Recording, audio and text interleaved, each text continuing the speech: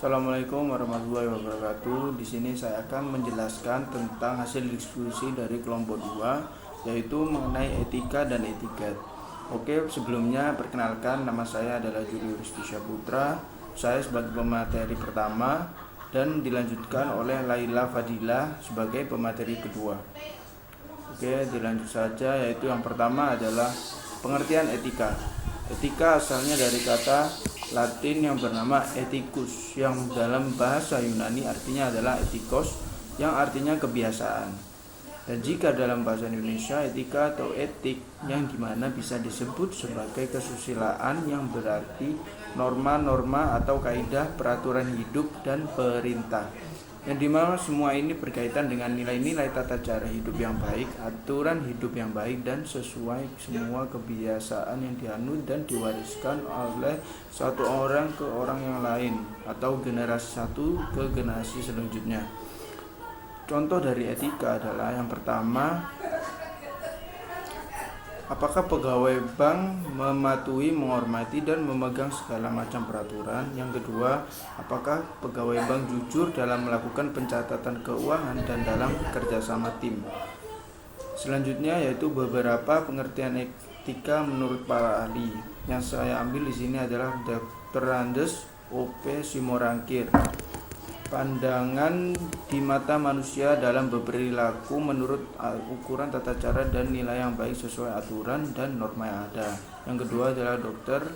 Siti Gajalba, yang dimana teorinya adalah tentang tingkah laku dari perbuatan manusia yang dipandang dari segi baik atau buruk sejauh yang dapat ditentukan oleh akal dan pikiran manusia. Jadi yang saya simpulkan dari etika ini adalah yang pertama, nilai atau norma-norma yang menyangkut bagaimana manusia dapat menjadi pribadi yang lebih baik dan menjadi manusia yang sopan serta bermanfaat untuk orang sekelilingnya. Yang kedua, masalah-masalah dalam kehidupan manusia dengan mendasarkan diri pada nilai dan norma-norma moral atau aturan yang umum dan dapat diterima oleh masyarakat. Yang ketiga, etika adalah dasar moral etik yang mengutamakan kesadaran manusia untuk bertindak secara otonom dan bukan secara heteronom dalam bersosial maupun tidak.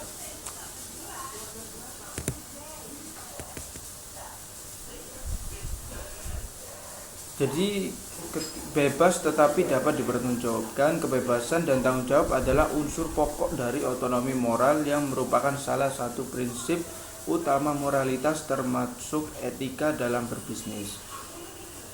Kenapa sih diperlukan etika? Karena yang pertama, dengan etika manusia akan mampu untuk bersikap kritis dan rasional dalam membentuk pendapatnya sendiri dan bertindak sesuai dengan apa yang dipertanggungjawabkannya. Yang kedua, menurut saya etika membantu manusia membedakan antara tingkah laku yang baik dan mana yang buruk.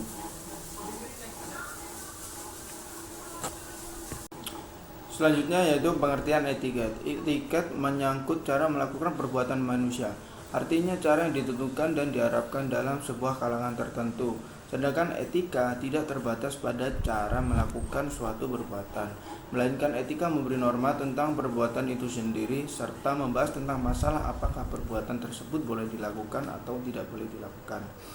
Dua istilah etika dan etiket dalam kehidupan sehari-hari kadang-kadang diartikan sama karena sama-sama membahas tentang perilaku manusia.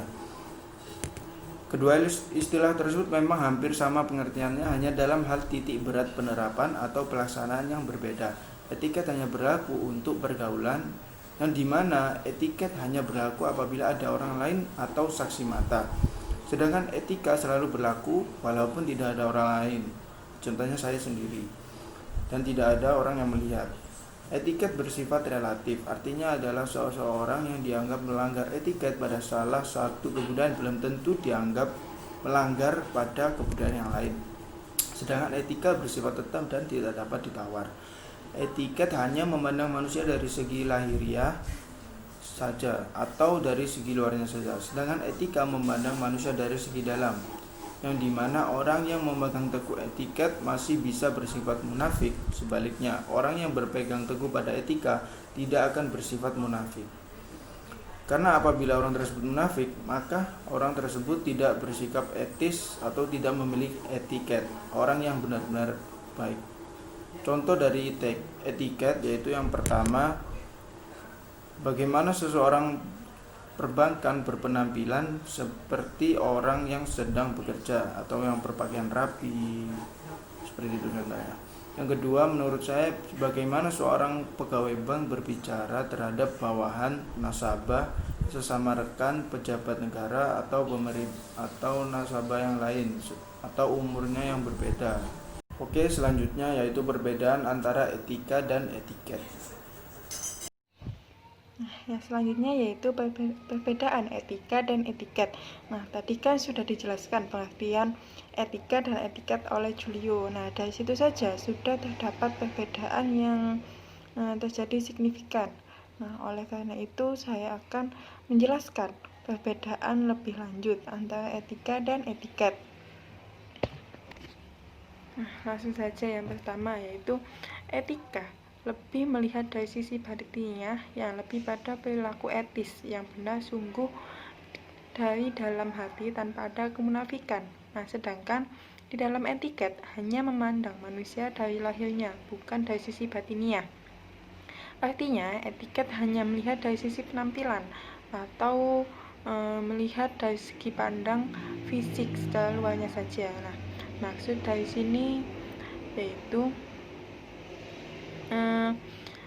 maksudnya adalah orang yang memegang teguh pada etiket masih bisa bersifat munafik, tetapi orang yang berpegang teguh pada etika tidak akan bersikap munafik, karena apabila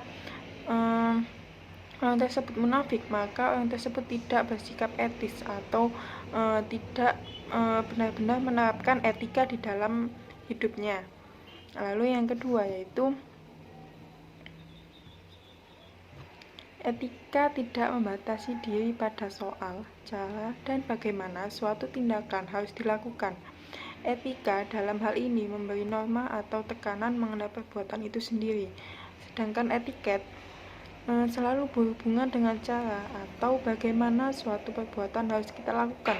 Biasanya diharapkan dan ditentukan oleh suatu masyarakat atau budaya tertentu.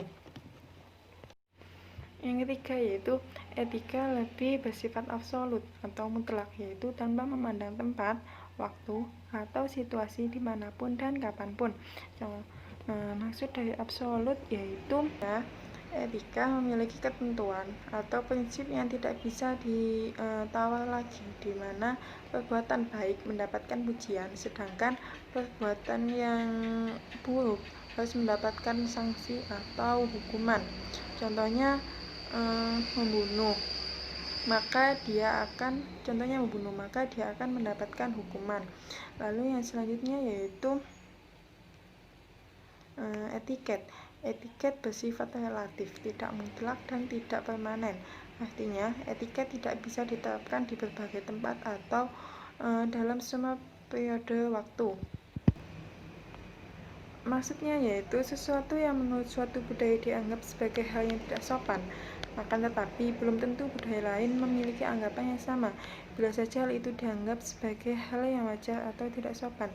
Contohnya yaitu di dalam Surabaya, misalnya saya contohkan Meso ya, itu kalau di Surabaya kan dianggap biasa. Nah, tetapi ketika kita membawa budaya itu di luar Surabaya, maka belum tentu budaya itu dianggap biasa.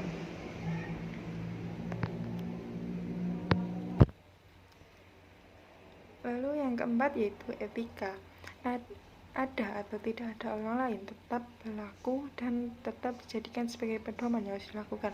Contohnya yaitu kita sudah tahu ketika mencuri itu tidak diperbolehkan atau dilarang. Nah, itu maka tidak akan kita lakukan, ada atau tidak adanya saksi mata atau orang lain. Nah, sedangkan etiket hanya berlaku pada pergaulan dan sangat bergantung pada kehadiran orang lain. Artinya, etiket hanya berlaku ketika adanya kehadiran orang lain. Sedangkan apabila tidak ada saksi mata atau orang lain, maka etiket tidak berlaku. Nah, contohnya yaitu ketika kita sedang makan, lalu kaki kita mengangkat kaki kita di atas meja, maka jika kita bersama orang lain, makan dengan orang lain, maka perbuatan tersebut dianggap tidak sopan atau melanggar etiket dan tidak boleh dilakukan. Akan tetapi jika perbuatan tersebut dilakukan ketika sedang sendirian, tidak ada saksi mata, maka cara makan yang demikian itu tidaklah melanggar etiket dan boleh dilakukan.